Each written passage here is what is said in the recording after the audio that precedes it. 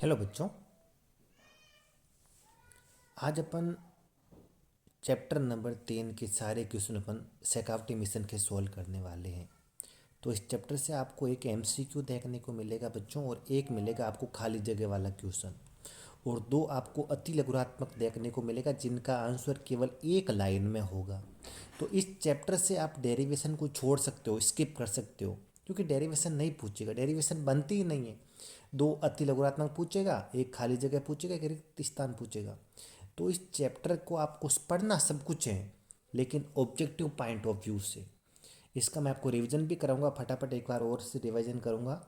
लेकिन यहाँ से आपके कोई डेरिवेशन, कोई बड़ा क्वेश्चन बनने का चांस है ही नहीं। तो आप इस चैप्टर को पढ़ो, लेकिन एकदम कंसेप्ट से बढ़िया समझो कि कैसे कैसे ऑब्जेक्टिव क्वेश्चन बन सकते हैं। तो इसका पहला क्वेश्चन देखो। तो बच्चों, इसका पहला क्वेश्चन है, धारा घनत्व का मात्रक क्या होता है। तो बच्चों, धारा घनत्व से क्या क्या सवाल बन सकते हैं वो अपन थोड़ी बात कर लेते हैं। पहला क्वेश्चन आपका है धारा घनत्व। धारा घनत्व, धारा घनत्व को बच्चों किससे लिखा जाता है? जे से लिखा जाता है। और ये कैसी राशि होती है? सदिश राशि होती है। ये मान लीजिए कोई एक आपका अनुप्रस्थ काट क्षेत्रफल है। मान लीजिए अनुप्रस्थ काट क्षेत्रफल ए है, और इसमें से आई धारा प्रवाहित हो रही है। टोटल कितनी, इसमें से टोटल कितनी धारा प्रवाहित हो रही है बच्चों? आई धारा प्रवाहित हो रही है मान लीजिए। तो धारा घनत्व का परिमाण होता है एकांक क्षेत्रफल में बहने वाली धारा। क्या कहलाता है? धारा घनत्व कहलाता है। एकांक क्षेत्रफल में बहने वाली धारा क्या कहलाते हैं बच्चों? धारा घनत्व। इसका मात्रक क्या हो जाएगा? Ampere per metre square. विमा क्या हो जाएगी? L-2A1 हो जाएगी इसकी विमा।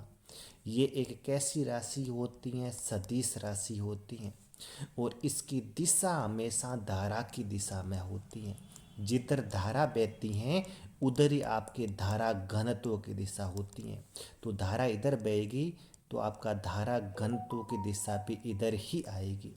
तो ये आपको पता होना चाहिए। एकांक क्षेत्रफल से बहने वाली धारा को अपन क्या बोलते हैं? धारा घनत्व कहते हैं।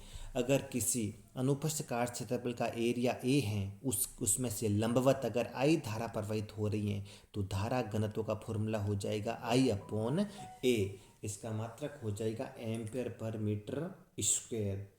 और विमा हो जाएगी L-2A1। कैसी राशि है? सदिश राशि। आपकी कैसी राशि है बच्चों? सदिश। और कभी कभी क्या देता है बच्चों? धारा घनत्व वो अच्छा क्वेश्चन देगा तो आपको ऐसे एक डायग्राम दे सकता है। क्या दे सकता है बच्चों? एक डायग्राम और दे सकता है। देखो मैं आपको और समझाता हूँ। ये मान लीजिए आपको एरिया ऐसा दे दिया। ये मान लीजिए आपका एरिया हो गया।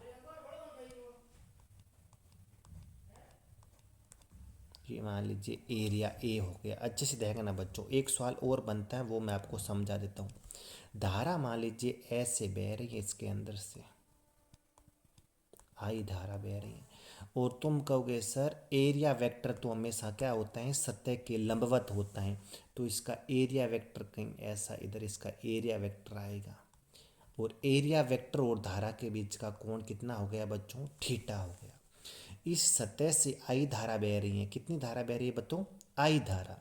लेकिन सतह के लंबवत नहीं बह रही है। सतह के लंबवत नहीं बह रही है। ये एरिया वेक्टर से कितना कितना बतो एंगल बना के बह रही हैं? थीटा कोण पे बह रही हैं। तो यहाँ पर आपका धारा घनत्व का फॉर्मूला होगा बच्चों, वो हो जाएगा I/A कोस थीटा। क्या फॉर्मूला यूज करोगे बच्चों?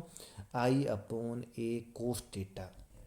तो हमेशा याद रखना, एरिया वेक्टर अपन को पूरा नहीं लेना है। एरिया वेक्टर का धारा की दिशा में जो कंपोनेंट आएगा, आपको पता है धारा की दिशा में जो घटक लेते हैं अपन किसी भी, एरिया वेक्टर कैसी राशि होती है? सदिश। इसका अगर मैं धारा की दिशा में घटक लूँ तो थीटा के साथ वाला घटक क्या आएगा?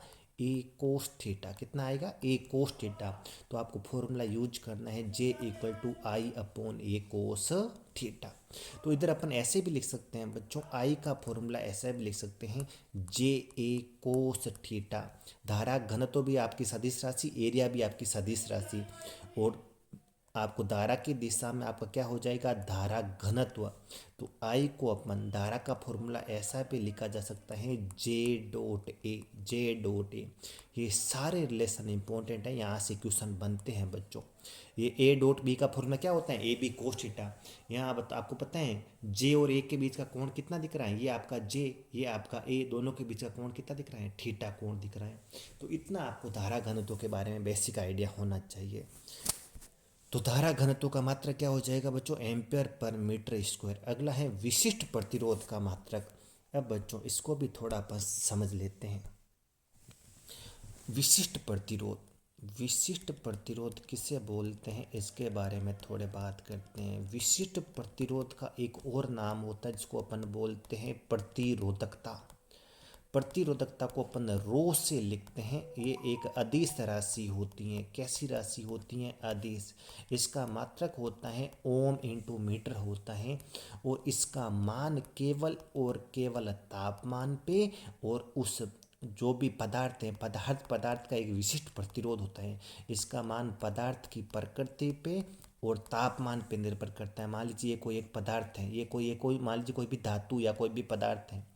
एक तो इसका मान ये धातु किस तापमान पे रखी हुई है उस पे निर्भर करेगा, और ये किसकी बनी है, कॉपर की बनी है, एक एल्यूमिनियम की बनी है, एक सोने की, चांदी की। इसके पदार्थ की प्रकृति पे कभी भी इसकी लंबाई पे ये प्रतिरोधकता कभी भी लंबाई पे निर्भर नहीं करती हैं, कभी भी अनुप्रस्थ काट क्षेत्रफल पे निर्भर नहीं करती हैं।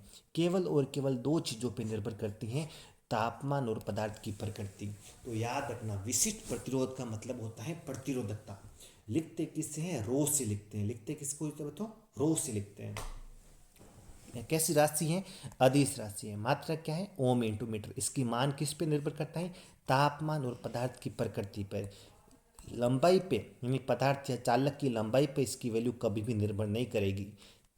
चालक के अनुप्रस्थ काट क्षेत्रफल पे इसकी वैल्यू कभी भी निर्भर नहीं करेगी। तो इसका आपको मात्रक पूछे तो मात्रक क्या हो जाएगा, ओम इंटू मीटर। अगला है बच्चों गतिशीलता। इसके बारे में भी आपको थोड़ा बहुत आइडिया होना चाहिए। गतिशीलता, गतिशीलता बच्चों, ये मान लीजिए मेरे पास कोई एक चालक है। क्या है, मेरे पास कोई एक चालक है। मान लीजिए चालक के अंदर आपको पता है बहुत अधिक संख्या में क्या होते हैं, मुक्त इलेक्ट्रॉन होते हैं। जैसे ही आप चालक के दोनों सिरों के मध्य क्या लगाते हो बच्चों, बैटरी लगाते हो। एक मान लीजिए आपने एक बैटरी लगा दी चालक के सिरों के मध्य 20 वोल्ट की, तो ये वाला सिरा आ जाएगा हाई पोटेंशियल पे और ये वाला आ जाएगा लो पोटेंशियल पे। तो चालक के अंदर एक इलेक्ट्रिक फील्ड आ जाएगी, विद्युत क्षेत्र आ जाएगा ई। विद्युत क्षेत्र क्या आ जाएगा बच्चों, ई नाम का एक विद्युत क्षेत्र आ जाएगा। और विद्युत क्षेत्र की वजह से अंदर जो मुक्त इलेक्ट्रॉन है उन पर एक बल लगेगा, और वो विद्युत क्षेत्र की विपरीत दिशा में बल लगेगा। इसकी वजह से इलेक्ट्रॉन इधर इधर पॉजिटिव की ओर एक औसत वेग की, सभी इलेक्ट्रॉन पॉजिटिव की ओर एक औसत वेग से गमन करना प्रारंभ करते हैं। और उसी वेग को अपन कौन सा वेग बोलते हैं बच्चों, अपवहन वेग बोलते हैं। ये जितना ज़्यादा अपन, और आपको पता है विद्युत क्षेत्र तीव्रता, मान लीजिए चालक की लंबाई मान लीजिए एल है, इसके सिरों पर आपने वी विभव लगाया, तो ई का फॉर्मूला कितना हो जाएगा, वी अपॉन एल। वी का आप जितना ज़्यादा विभवांतर लगाओगे, बैटरी का विभवांतर जितना ज़्यादा, आप वी का मान जितना ज़्यादा यूज करोगे, चालक के अंदर इलेक्ट्रिक फील्ड उतनी ही तगड़ी आएगी। जितनी ज़्यादा इलेक्ट्रिक फील्ड आएगी उतना ही ज़्यादा इलेक्ट्रॉनों पे क्या लगेगा, बल। बल का फॉर्मूला क्या होता है बच्चों, Q इंटू ई। तो जितने ज़्यादा बल लगेगा, उतना ज़्यादा बल लगेगा, उतना ही ज़्यादा इलेक्ट्रॉन क्या होंगे, त्वरित होंगे। आपको पता है F बराबर क्या होता है, एम ए। F बराबर क्या होता है, एम ए। जितना ज़्यादा बल उतना ज़्यादा इलेक्ट्रॉन त्वरित होंगे, उतने ज़्यादा त्वरित होंगे उतना ही ज़्यादा उनका क्या होगा, वेग होगा। यानी विद्युत क्षेत्र की तीव्रता बढ़ाने पर वेग बढ़ता है, यानी अपवहन, इस वेग को अपवहन वेग कहते हैं। किसी भी चालक का अपवहन वेग उसके विद्युत क्षेत्र की तीव्रता के क्या होता है, समानुपाती। और यहाँ से अगर अपन समानुपाती का निशान हटाते हैं तो एक कांस्टेंट आता है, उसको बोला जाता है गतिशीलता। वी डी इक्वल टू क्या हो गया, म्यू ई। ये गतिशीलता, इसी कांस्टेंट को किसी भी चालक में इलेक्ट्रॉनों का अपवहन वेग विद्युत क्षेत्र की तीव्रता के समानुपाती होता है। और ये अपन समानुपाती का निशान हटाते हैं, कांस्टेंट आता है, उसको म्यू लिखते हैं। अगर इसी को मैंने को बच्चों देखो वीडी की दिशा ये और इलेक्ट्रिक फील्ड की दिशा हमेशा एक दूसरे के ऑपोजिट होती है। अगर सदिश रूप में लिखना चाहूँ तो क्या लिखूंगा, अपव्यय वेग गतिशीलता अदिश राशि होती है बच्चों। यहाँ आएगा माइनस म्यू इंटू ई। अगर आपको सदिश रूप पूछे तो आप ये बताओगे, क्योंकि इलेक्ट्रिक फील्ड की दिशा और आपका अपव्यय वेग की दिशा हमेशा एक दूसरे के क्या होती हैं बच्चों, विपरीत होती हैं। तो बच्चों याद रखना, अगर अदिश रूप पूछे तो सिंपल सा v d equal to mu e. सदिश रूप पूछे तो अपव्यय वेग की दिशा हमेशा विद्युत क्षेत्र के क्या होती हैं, विपरीत होती हैं। म्यू को क्या बोला जाता है, इलेक्ट्रॉनों की गतिशीलता बोला जाता है। क्या बोला जाता है, गतिशीलता। ये एक कैसी राशि होती है, अदिश। इसका मान किस पे निर्भर करता है, इसका मान बच्चों आपको पता होना चाहिए। इसका मान एक तो बच्चों पदार्थ कि कौन सा पदार्थ है, सिलिकॉन है कि एल्यूमिनियम है, एक पदार्थ पे निर्भर करता है और एक तापमान पे निर्भर करता है बच्चों। तापमान और पदार्थ की प्रकृति पे निर्भर करता है। इंपॉर्टेंट चीज़ है बच्चों, गतिशीलता कैसी राशि होती है, अदिश। इसका मान एक तो किस पे निर्भर करता है, तापमान पे। एक किस पे निर्भर करता है कि पदार्थ कौन सा है।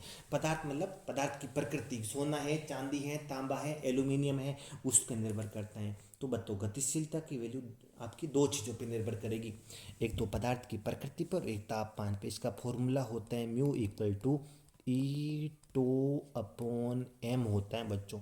ये इसका फॉर्मूला होता है गतिशीलता का।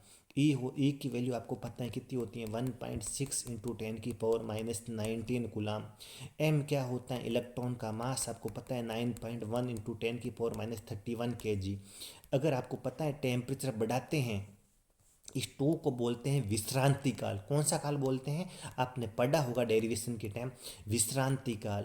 यानी दो टकरों के मध्य लगने वाला समय, लगने वाला औसत समय क्या कहलाता है, विश्रांति काल कहलाता है। अगर तापमान बढ़ाऊंगा तो विश्रांति काल क्या होगा बच्चों, आपको पता है विश्रांति काल टकरे फटाफट होगी। टकरे फटाफट होगी तो विश्रांति काल घटेगा। विश्रांति काल घटेगा मतलब गतिशीलता भी क्या होगी बच्चों, घटेगी। आपको पता होना चाहिए, थोड़ा बहुत आपको आइडिया होना चाहिए।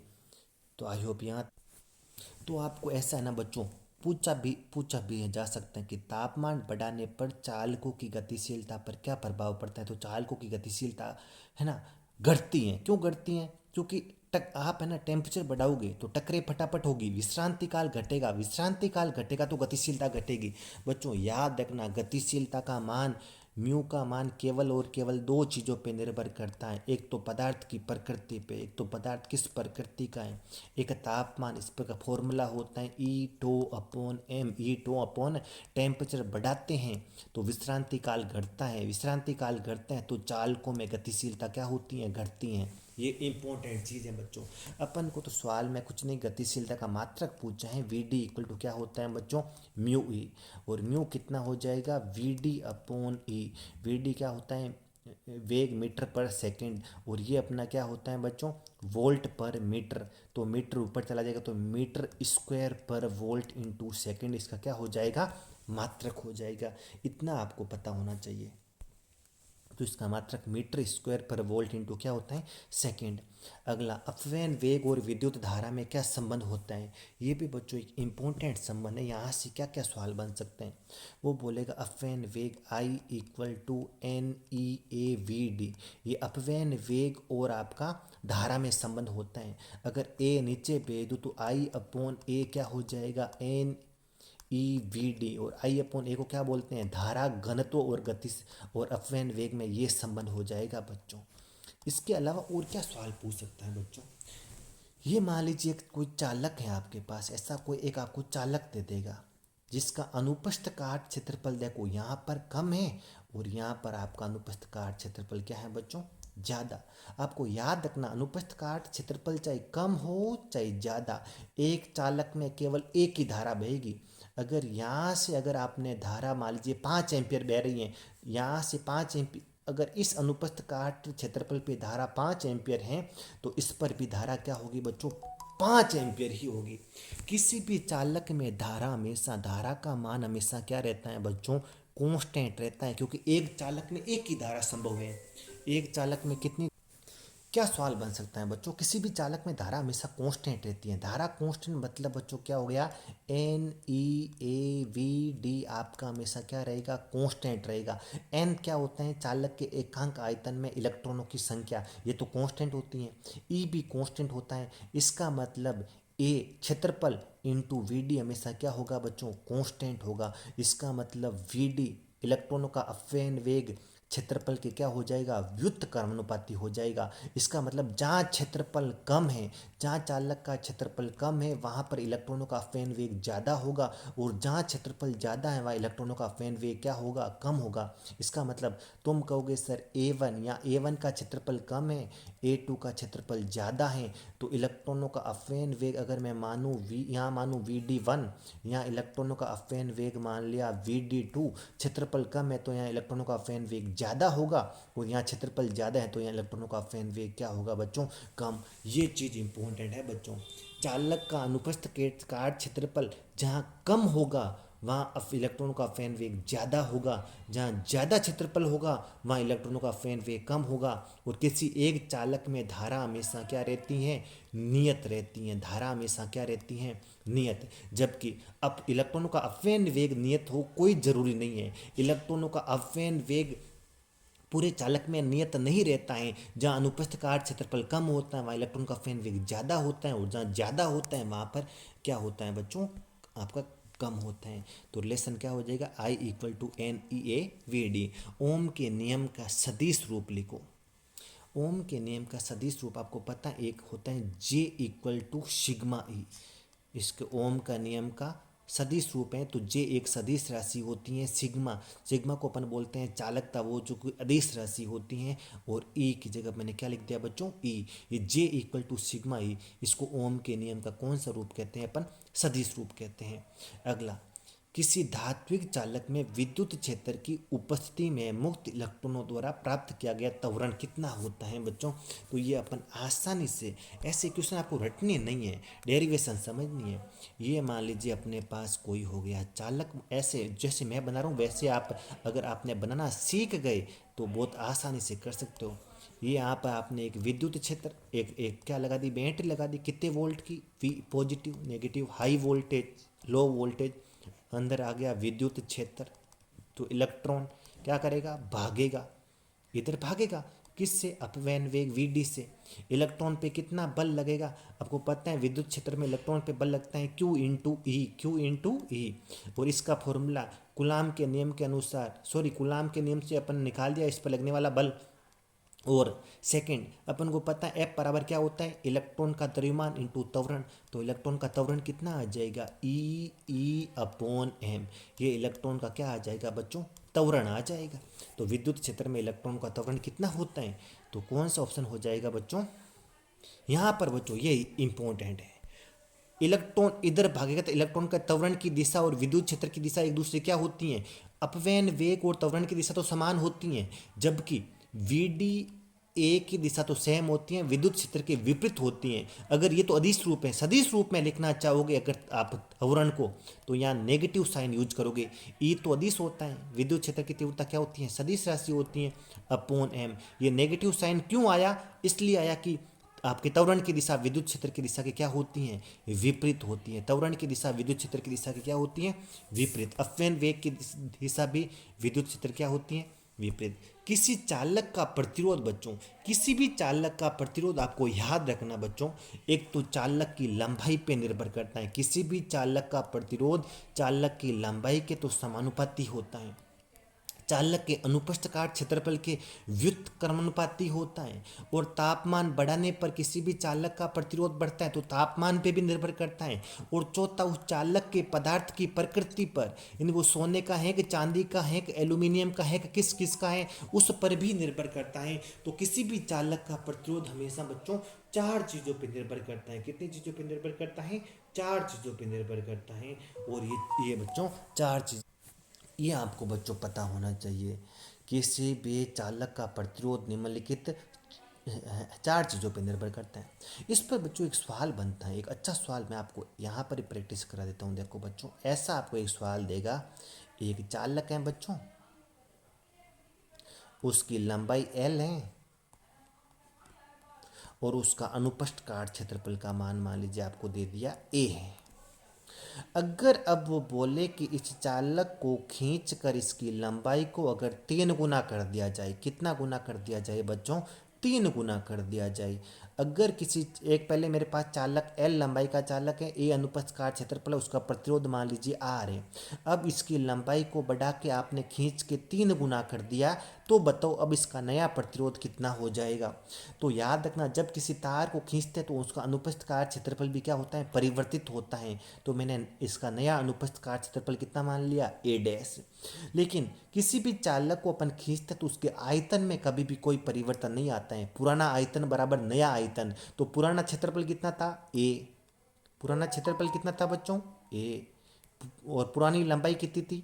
आई देखो, क्षेत्रफल इंटू लंबाई आयतन होता है। पुराना आयतन और नया आयतन आपस में क्या होगा? बराबर। तो ए डैश इंटू कितना हो जाएगा? 3L। एल से एल कट जाएगा, तो आपका नया अनुप्रस्थ काट क्षेत्रफल कितना गुना कम हो जाएगा बच्चों? 3 गुना कम हो जाएगा। तो लंबाई वापिस सुनना बच्चों, लंबाई 3 गुना बढ़ी है और अनुप्रस्थ काट क्षेत्रफल 3 गुना क्या हुआ है बच्चों? कम हुआ है। तो याद रखना, नया देखो, अपने मान लीजिए पुराना प्रतिरोध आर था, तो आर का फॉर्मूला कितना हो जाएगा? रो एल बाई ए। रो में कोई चेंज नहीं होगा, क्योंकि आपने पदार्थ में कोई चेंज नहीं किया। पदार्थ तो पहले ही मान लीजिए कॉपर है, तो अभी भी कॉपर है, रो में कोई चेंज नहीं होगा। अब नया प्रतिरोध लिखोगे तो रो की जगह रो, लंबाई कितनी आ जाएगी? 3L। एरिया कितना आ जाएगा? A/3। तो कितना फॉर्मूला आ जाएगा? 9ρL/A। यानी नया प्रतिरोध पुराने प्रतिरोध का कितना गुना हो जाएगा? 9 गुना हो जाएगा। ये बहुत इंपॉर्टेंट क्वेश्चन है। आपको सवाल पूछेगा कि चालक की लंबाई को अगर 3 गुना कर दिया जाए तो बताओ उसके प्रतिरोध कितना गुना बढ़ेगा घटेगा, ये आपको बताना है। तो कितना गुना हो जाएगा बच्चों? 9। किसी भी चालक को बढ़ाते हैं घटाते उसके आयतन में कभी कोई परिवर्तन नहीं आएगा। लंबाई चेंज होगी तो अनुप्रस्थ काट क्षेत्रफल चेंज होगा, लेकिन आयतन और पदार्थ की प्रकृति में किसी प्रकार का कोई चेंज नहीं आता है। तो आपका रोज चेंज नहीं होगा और आयतन चेंज नहीं होगा। अच्छे अच्छे क्वेश्चन है बच्चों, देख लेना। इसका आंसर क्या हो जाएगा? उपरोक्त सभी। जो ओम के नियम को पालन करता है उसको तो ओमीय युक्ति कहते हैं। जो ओम के नियम का पालन नहीं करते हैं उसको अनओमीय युक्ति कहते हैं। तो ये तो बोला निम्न में से कौन सा अनओमीय युक्ति है? अनओमीय युक्ति नहीं है ये बच्चों। डायोड ओम के नियम का पालन नहीं करता, इसको बोलते हैं ये तो अनओमीय युक्ति है। ट्रांजिस्टर भी अनओमीय, ये आपके है ना, ये आपके ओम के नियम का पालन नहीं करता है। टॉर्च का बल्ब भी ओम के नियम का पालन एकदम 100% पालन नहीं करता है। जबकि कॉपर तो क्या होता है? चालक होता है, और चालक धात्विक चालक हमेशा ओम के नियम का पालन करते हैं। तो ऑप्शन क्या आ जाएगा? या इस सवाल को पूछ सकता है, निम्न में से कौन सी, ऐसे भी सवाल पूछा जा सकता है, निम्न में से कौन सी ओमीय युक्ति है? ओमीय युक्ति कौन सी हो जाएगी? कॉपर। ये तीनों कैसी युक्ति हैं? अनोमीय युक्ति हैं। कैसी युक्ति हैं? अनोमीय। और अभी मैंने बताया म्यू का फॉर्मूला कितना होता है? E2/m। टेम्परेचर बढ़ाते हैं तो विश्रांति काल घटता है, और आपके धातुओं की गतिशीलता भी क्या होती हैं? घटती हैं। धातुओं की गतिशीलता क्या होती है? घटती है।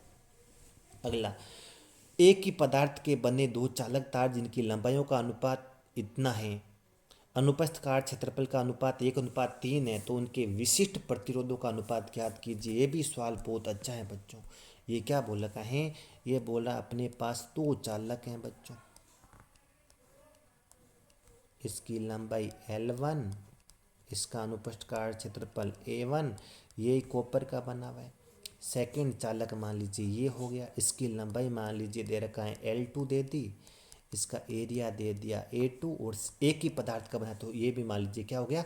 कॉपर। लंबाइयों का अनुपात इसने कितना दे रखा है? लंबाइयों का अनुपात दे रखा है 1:2। तो देखो बच्चों, लंबाइयों का अनुपात आपको दे दिया 1:2। अनुप्रस्थ काट क्षेत्रफलों का अनुपात दे दिया 1:3। अगर पदार्थ समान है तो बच्चों कुछ भी कहो, आपकी प्रतिरोधकता, इसकी अगर आपकी प्रतिरोधकता ρ1 है, इसकी प्रतिरोधकता ρ2 मानी, तो ρ1 का मान ρ2 के बराबर होगा। लंबाई और अनुप्रस्थ काट क्षेत्रफल पर निर्भर करेगा ही नहीं। लंबाई और तो जो आपके पहले चालक की प्रतिरोधकता होगी वो किसकी हो जाएगी? सेकंड की हो जाएगी। अच्छा सवाल कब बनता? जब वो पूछता कि इनके प्रतिरोधों का अनुपात, प्रतिरोध कितना हो जाएगा पहले का रो L1/A1, सेकंड का कितना हो जाएगा R2 कितना हो जाएगा, एक ही पदार्थ है तो रो तो क्या रहेगा सेम, रो L2/A2, इनका अनुपात चाहिए तो रो से रो क्या हो जाएगा कट जाएगा, R1/R2 का फॉर्मूला कितना आ जाएगा L1/L2 इंटू A2/A1, तो कितना हो जाएगा 1:2, और ये A2 अपन उल्टा करूँगा तो कितना आ जाएगा 3। अगर इनके प्रतिरोधों का अनुपात पूछता तो सवाल का आंसर कितना होता 3:2 होता। अगर इनके प्रतिरोधकता का अनुपात पूछेगा तो कितना आएगा 1:1, और प्रतिरोधों का अनुपात पूछेगा तो 3:2 आएगा। दोनों क्वेश्चन बच्चों इंपॉर्टेंट बन सकते हैं। तो यहाँ पर तो क्या ऑप्शन आ जाएगा 1:1। आपको पता है विद्युत वाहक बल और एक सेल है जिसका विद्युत वाहक बल भी ई है, आंतरिक प्रतिरोध आर है। ये सेल को आवेशित करते समय सेल आवेशित हो रहा तो इसकी टर्मिनल वोल्टता का मान कितना होगा। आपको बच्चों 3 केसों में एक क्वेश्चन बन सकता है। जब सेल, अगर कोई सेल अपना खुले परिपथ में, पहला अगर पूछेगा सेल खुले परिपथ में है, खुले परिपथ का मतलब है सेल में प्रवाहित होने वाली धारा कितनी है 0। खुले परिपथ में ये सेल के 2 सिरे होते हैं, एक सिरा ये एक सिरा ये, तो इनके मध्य का जो विभवान इस ये होता है हाई पोटेंशियल मानते हैं इसको लो पोटेंशियल। सेल के सिरों के मध्य का विभवांतर को क्या बोलते हैं टर्मिनल वोल्टता। अगर सेल खुले परिपथ में तो V का मान किसके बराबर हो जाएगा E के बराबर। अगर सेल बंद परिपथ में है तो 2 केस बन सकते हैं, सेल या तो आवेशित हो रहा है या फिर आपका निरावेशित हो रहा है। आवेशित हो रहा है इसका मतलब सेल क्या कर रहा है कहीं से धारा ले रहा है, खुद कहीं से भीख मांग रहे हैं, धारा खुद ले रहा है। निरावेशित हो रहा है इसका मतलब क्या हो रहा है सेल किसी लोड को धारा दे रहा है, धारा दे रखा है। इस केस में इसका ये पॉजिटिव सिरा ये नेगेटिव, इस पूरे के पूरे सेल के सिरों के मध्य के विभवांतर को क्या बोलते हैं टर्मिनल वोल्टता। ये पॉजिटिव ये नेगेटिव, इस वोल्टा को कौन सी वोल्टा बोलते हैं टर्मिनल। आवेशित होगा उस टाइम V का मान कितना होता है E+IR, जो कि सबसे क्या होता है E से ज़्यादा होता है, E से क्या होता है ज़्यादा। निरावेशित होता है उसका कितना होता है E-IR, इसका मतलब इसका टर्मिनल वोल्टा इसके विद्युत वाहक बल E से क्या होता है कम होता है। ये तीनों ये आपको आना चाहिए बच्चों, ये आप जब थ्योरी पढ़े तो आपको अच्छे से पढ़े होंगे। तो फॉर्मूला कितना हो जाएगा E+IR। 2 सेल E1 E2 आंतरिक प्रतिरोध R1 R2, याद करना समांतर क्रम में जोड़ते हैं तो कौन सा फॉर्मूला होता है E1 के साथ R2 गुणा होता है और E2 के साथ R1/R1 प्लस कितना होता है R2। और अगर R इक्विवेलेंट पूछे तो R इक्विवेलेंट कितना होता है R1R2/R1 प्लस R2।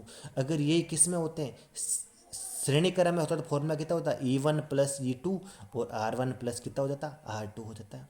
अब बच्चों चित्रानुसार दर्शाई गई परिपथ का तुल्य विद्युत वाहक बल ज्ञात कीजिए। यानी इस ए सिरे और बी सिरे के मध्य अपन को क्या निकालना है तुल्य विद्युत वाहक बल ज्ञात करना है बच्चों। ये क्वेश्चन भी अपन, हेलो बच्चों, इसी के साथ अपना अगला क्वेश्चन देखो बच्चों, 13वां क्वेश्चन है कि ए और बी के मध्य 2 आपको सेल जुड़े हुए हैं। कितने सेल जुड़े हैं बच्चों, ये देखो 2 सेल जुड़े हुए हैं। एक सेल अपना ये हो गया 5 वोल्ट और इसका आंतरिक प्रतिरोध हो गया 0.2 ओम। एक हो गया 1.5 वोल्ट और इसका आंतरिक प्रतिरोध हो गया 0.1 ओम। इनमें से बड़ा सेल कौन सा है बच्चों, किसका विद्युत वाहक बल ज़्यादा है, तुम कहोगे सर इसका विद्युत वाहक बल ज़्यादा है। कौन से क्रम में जुड़े हुए हैं, तुम कहोगे सर ये आपस में श्रेणी क्रम में जुड़े हुए हैं। लेकिन बच्चों दिक्कत क्या है यहाँ पर दिक्कत है इसका पॉजिटिव, और बच्चों एक मिनट रुकना, ये इसका क्या हो गया बच्चों पॉजिटिव, और ये इसका सेल का क्या हो गया नेगेटिव, और ये इसका नेगेटिव ये इसका पॉजिटिव। बच्चों जब भी नेगेटिव नेगेटिव से कनेक्टेड हो, यानी वापिस याद रखना नेगेटिव किससे कनेक्टेड नेगेटिव, इसका मतलब अब ये श्रेणी में है लेकिन फिर भी ऐड नहीं होगा। अगर इन दोनों सेलों का मैं इक्विवेलेंट बनाऊँ, अगर मैं आपको अच्छे से समझाता हूँ बच्चों, मतलब क्या हुआ, आपका ऐसा सेल है, एक तो आपका है मान ली कितने वोल्ट का सेल है 5 वोल्ट का, और एक सेल है आपका ये आपको दिया हुआ है ये ए, ये आपका बी। आप इस क्वेश्चन को ऐसे भी हो सकता है, ऐसा भी वो दे सकते हैं। ये भी आपस में कौन से क्रम में जुड़ा है? श्रेणी क्रम में। ये 5 वोल्ट, 5 वोल्ट, 1.5 वोल्ट, 1.5 वोल्ट, 0.2 ओम, 0.1 ओम, यहाँ पर 0.2 ओम, 0.1 ओम। यहाँ पर बच्चों याद रखना, जब भी नेगेटिव पॉजिटिव से जुड़ा होगा तो एक मैं हिंट देता हूँ, आकर्षण होगा। आकर्षण मतलब जुड़ेगा, दोनों ऐड होंगे। या अगर इसका इक्विवेलेंट बनाऊंगा तो आपका विभवांतर जुड़ के 6 वोल्ट और ओम सीरीज में है तो 0.2 और 0.3 ओम हो जाएगा, और 6 पॉइंट कितना वोल्ट हो जाएगा? 5 वोल्ट हो जाएगा। ये आपका ए और बी इसका है, क्या हो जाएगा? तुल्य परिपथ। इसका तो तुम कहोगे सर नेगेटिव से नेगेटिव है तो प्रतिकर्षण, प्रतिकर्षण होगा तो घटेगा। 5 में से कितना घटेगा? 1.5। ये मैं हिंट दे रहा हूँ, कोई प्रतिकर्षण नहीं है। आप है ना इसमें वो केवीएल लगाओगे तो घटेगा, लेकिन हिंट क्या है? नेगेटिव नेगेटिव जुड़ा तो घटेगा, बड़े में से छोटा घटेगा तो बैटरी बड़े के हिसाब से लगेगी। 5 में से 1.5 घटेगा तो कितने वोल्ट की बैटरी हो जाएगी? ये 3.5 वोल्ट की। और आंतरिक प्रतिरोध कभी नहीं घटता है, आंतरिक प्रतिरोध में कोई फर्क नहीं, वैसे ही जुड़ेगा जैसे पहले जुड़ता है। 0.2 और 0.1 कितना हो जाएगा? 0.3 ओम। ये इसका हो गया, आपका क्या हो गया? तुल्य परिपथ। कौन सा परिपथ हो गया? तुल्य। तो बच्चों ये दोनों केस इंपॉर्टेंट है, ऐसा दे तो ऐसा करना है और ऐसा दे तो आपको ऐसा करना है।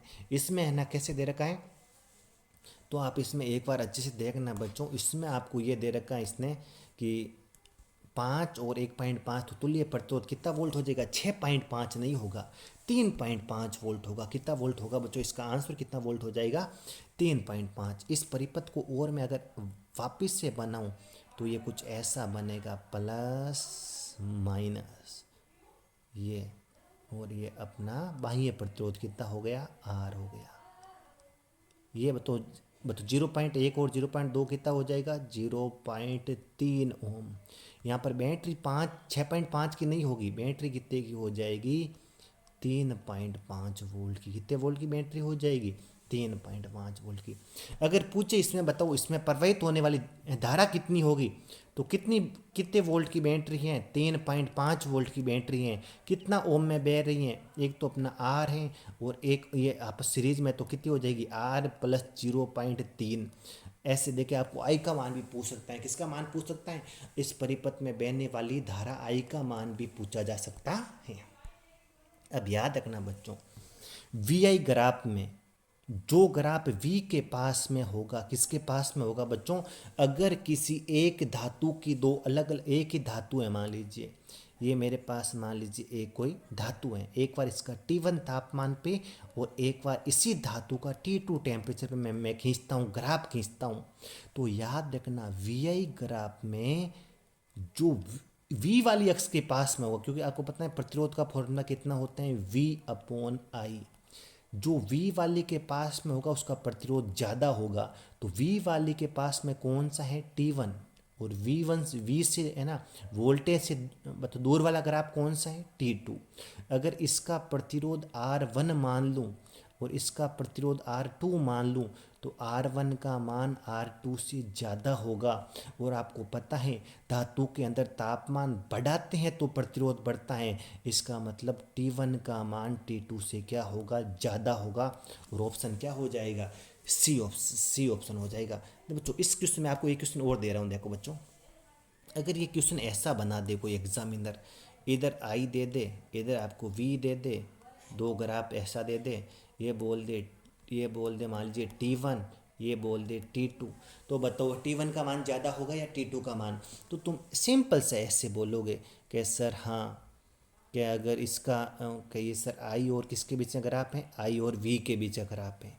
अगर ये एक ही चालक हैं, एक बार आपने T1 टेम्परेचर पे ग्राफ खींचा और एक बार आपने T2 पर ग्राफ खींचा, तो तुम कहोगे सर वी के पक्ष, हम तो वोल्टेज वाली अक्ष को पकड़ लेंगे, इसके पास में कौन है? T2।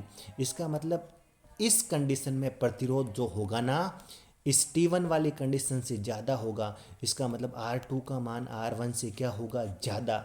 इसका मतलब T2 का मान भी T1 से क्या होगा? आपको पता है धातुओं में टेम्परेचर बढ़ाने पर प्रतिरोध बढ़ता है, टेम्परेचर बढ़ा तभी तो R2 का मान R1 से ज़्यादा हुआ, इसका मतलब T2 ज़्यादा होगा, T1 कम होगा। तो आपको एक सिंपल सा हिंट देता हूँ, जो लाइन वोल्टेज वाली अक्ष के पास में होगी उसका टेम्परेचर भी आप ज़्यादा कर देना, उसका प्रतिरोध भी ज़्यादा कर देना, बस इतना कर लेना आपके लिए सफिशिएंट है। तो आंसर क्या आ जाएगा, ये तो आप कर लिया।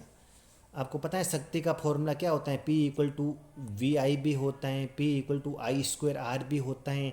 आपको पता है विद्युत एकांक समय में जितनी विद्युत ऊर्जा उत्पन्न होती है उसी को तो अपन विद्युत शक्ति कहते हैं। विद्युत शक्ति क्या होती है, शक्ति क्या होती है, कार्य करने की दर को ही शक्ति कहते हैं।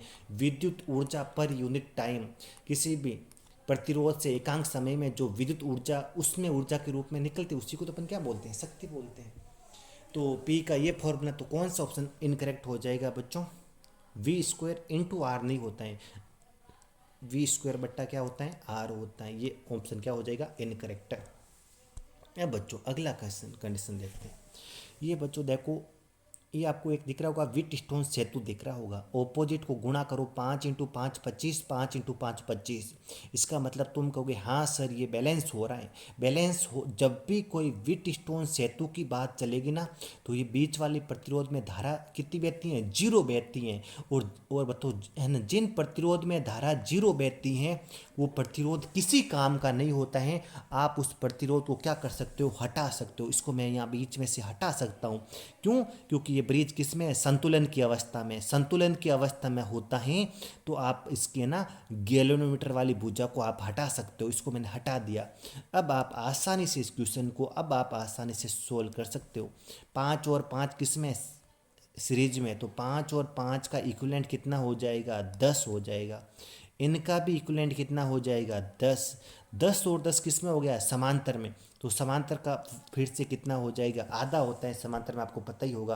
तो ऑप्शन क्या हो जाएगा, ऑप्शन आपका सी हो जाएगा। अगला क्वेश्चन, एक इलेक्ट्रॉन किसी वर्ताकार घेरे में इतने 1 सेकंड में इतनी बार निकल रहा है, किसी वर्ताकार घेरे में चक्कर लगा रहे हैं। तो बताओ उसमें वर्ताकार घेरे के किसी बिंदु पर विद्युत धारा का मान कितना होगा। तो अपन आसानी से ऐसे क्वेश्चन को हल कर सकते हैं। अच्छा क्वेश्चन है। क्या बोल रखा है बच्चों, ये मान लीजिए आपका एक वर्ताकार घेरा है, एक इलेक्ट्रॉन क्या कर रहा है इसमें, मैं यहाँ पर बैठा हूँ मान लीजिए। मैंने देखा कि वो इलेक्ट्रॉन 1 सेकंड के अंदर कितने चक्कर पूरे कर रहा है, 2 × 10⁻19। यानी मतलब 1 सेकंड में इसको कितनी बार क्रॉस करके गुजर रहे हैं, 2 × 10⁻19।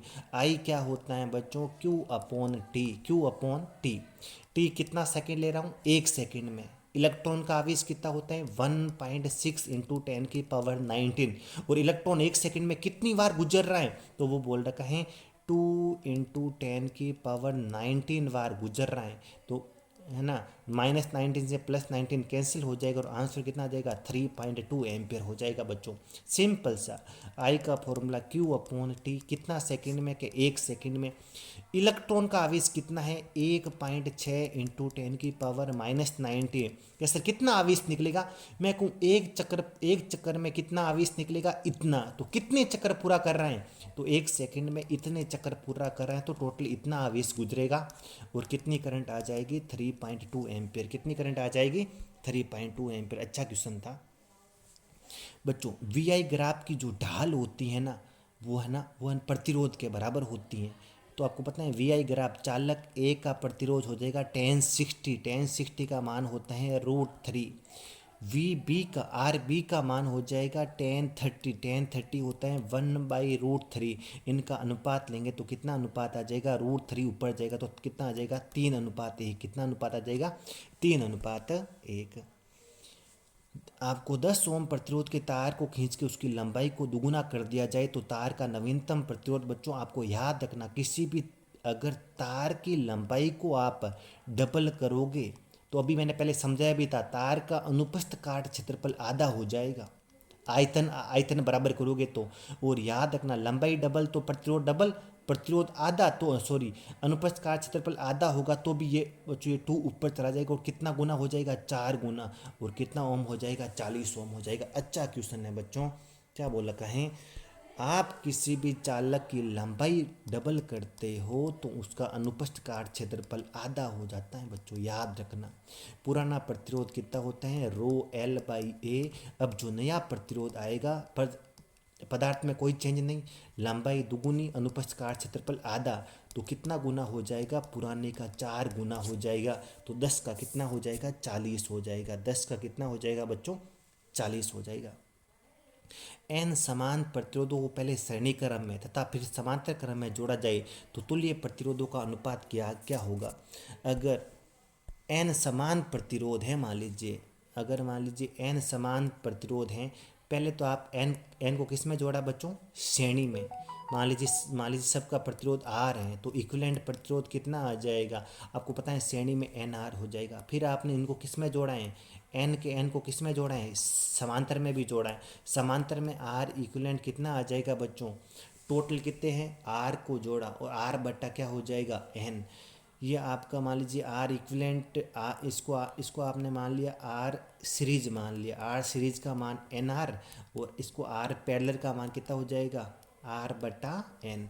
ये कितना हो जाएगा, एन आर। इनका अनुपात लोगे तो आर से आर कटेगा, आर सीरीज बटा आर पैरेलल का मान किसके बराबर आ जाएगा, एन स्क्वायर के बराबर आ जाएगा। तो कौन सा ऑप्शन करेक्ट हो जाएगा, R series upon R parallel N square, अनुपात कितना हो जाएगा, एक 6 वोल्ट विद्युत वाहक बल्कि बैटरी जिसका आंतरिक प्रतिरोध इतना है, भाई ये इतने से जोड़ दिया जाए तो बताओ परिपथ में कितनी धारा बहेगी। तो बच्चों ये क्वेश्चन भी आसान है। कितने वोल्ट की बैटरी है, ये बोल रखा है 6 वोल्ट की बैटरी है, जिसका आंतरिक प्रतिरोध खुद का कितना है कि 0.2 ओम। एक बाह्य प्रतिरोध, इसको बोलते हैं बाह्य प्रतिरोध, जिसका कितना ओम है, 2.3 ओम से जोड़ दिया जाए तो अब परिपथ में कितनी धारा बहेगी। ओम के नियम के अनुसार कितने वोल्ट की बैटरी है, 6। सीरीज में है तो 2 पॉइंट कितना हो जाएगा, 5। पॉइंट हटा ऊपर क्या आ गया, 0। और कितना आंसर आ जाएगा, 12/5, मतलब 2.4 एम्पियर की धारा बहेगी। कितने एम्पियर की धारा बहेगी, 2.4 एम्पियर की। एक एक बतो किलो वोट हावर में कितने जूल होते हैं, आपको आना चाहिए, 3.6 इंटू 10⁻6 जूल होते हैं। एक बल्ब के ऊपर इतना लिखा हुआ कि 220 वोट पर, ये आपको 40 वोट अंकित हैं, तो उसके बताओ इसका प्रतिरोध कितना होता है। तो प्रतिरोध का आपको बच्चों फॉर्मूला याद होना चाहिए। आपको जब बल्ब पढ़ाते तो पढ़ाते हैं, आर का फॉर्मूला होता है बच्चों वी स्क्वायर बटा पी। वी स्क्वायर बटा क्या होता है, पी।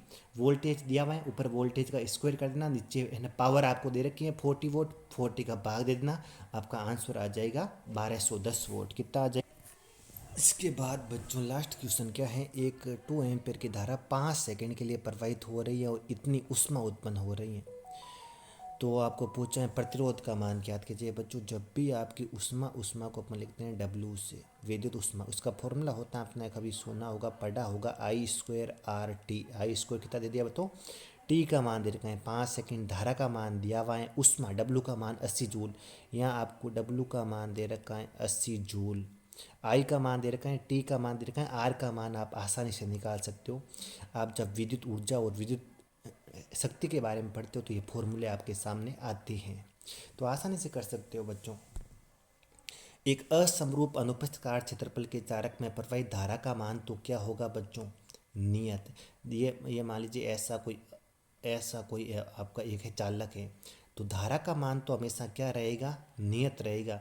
लेकिन धारा घनत्व, जिसका क्षेत्रफल कम होगा उसका धारा घनत्व ज़्यादा होगा, जिसका क्षेत्रफल ज़्यादा होगा उसका धारा घनत्व, धारा तो नियत होगी लेकिन धारा घनत्व क्या हो जाएगा, कम हो जाएगा।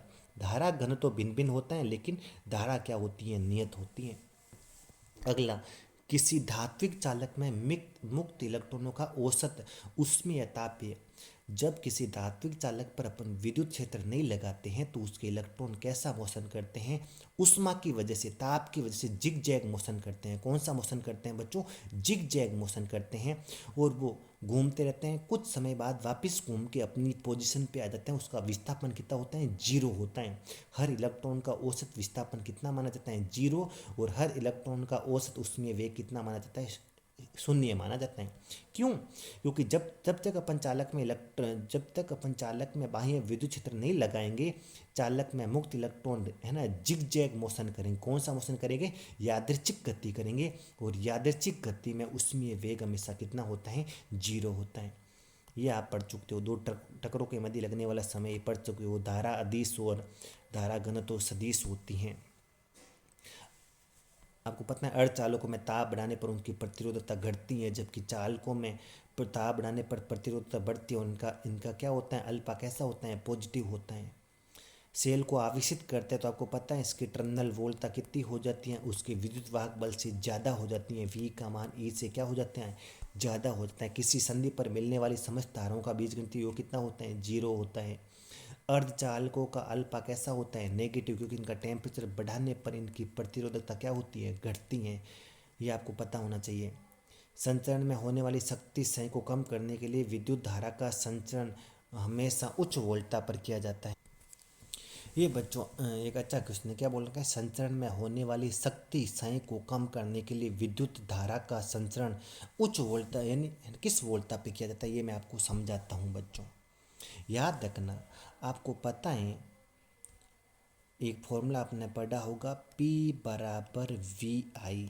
अगर आपको नियत शक्ति को कहीं पर पहुंचाना है, शक्ति का मान लीजिए नियत है किसी भी चालक के द्वारा, मान लीजिए शक्ति का मान नियत है चालक के अंदर, शक्ति का मान है नियत है, यानी शक्ति का मान क्या है बच्चों, नियत है।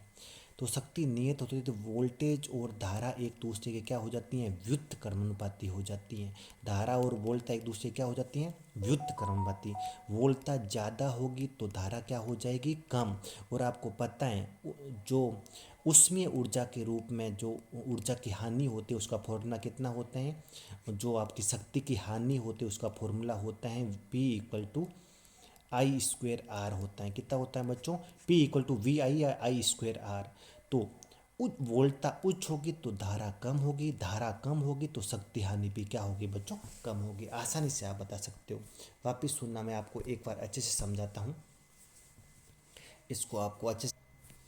आपको पता है जब भी संचरण होता है विद्युत धारा का, तो संचरण में होने वाली हानि का फॉर्मूला होता है I²R।